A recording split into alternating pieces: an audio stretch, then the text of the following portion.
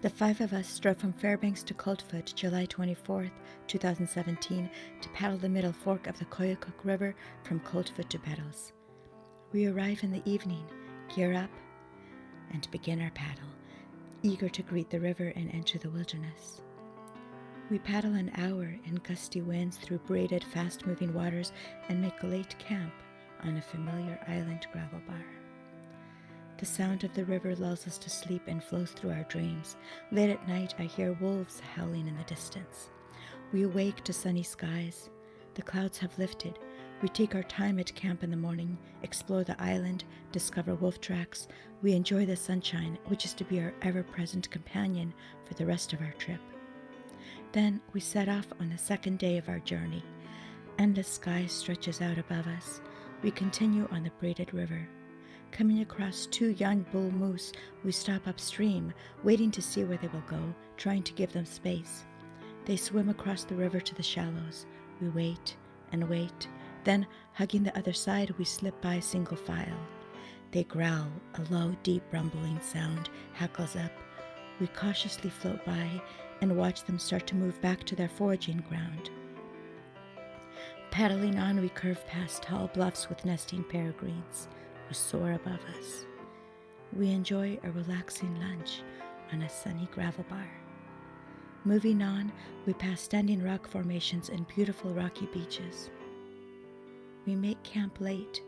Time to filter water, but there are no sturdy trees near the shore for my gravity water filter. What to do? Carrie to the rescue. Paddles are useful for more than just paddling. Then, a late dinner, and off to sleep to the sound of the river again.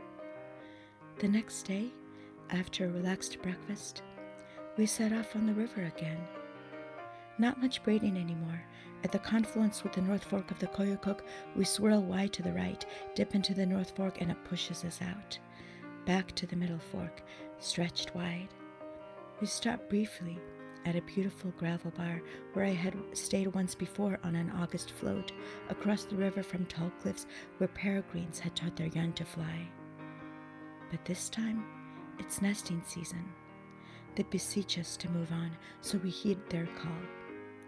We paddle a half-mile further to a long bar of sand, gravel, and boulders. The warm sun beats down. Time for a swim, a quiet walk along the shore after dinner, and joyful singing on a log at the shore, harmony skipping like stones across the glinting river, bringing pink clouds from up in the gates. Thunder to the northwest, but through it all we're still under clear sky. In the morning, we're driven from our tents by the heat and sunlight. Visitors come by from the North Fork. We talk about gear and river trips, and then on they float. Now, the river is noticeably bigger and more braided in places since the North Fork came in. We have fun choosing channels through the braids. We're getting close to Bettles, but we don't want to end our trip. We want to extend our time in the wilderness. So we make our last night's camp on an island on the Wild River at its confluence with the Koyukuk. The wild women swim in the clear, warm waters of the Wild River. Then, drinks and dinner. The air and water are like crystal. But then suddenly at 8:30, dense smoke drifts in from the Koyukuk River fire 80 miles north. In the morning, the smoke is thankfully dissipating, and we paddle the last hour into Bettles.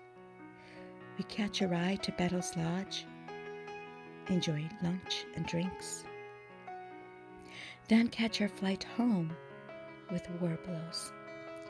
The river that we had been paddling on for the last 5 days rushes by below us in the 15-minute flight back to Coldfoot. This journey may be complete, but there will be more to come.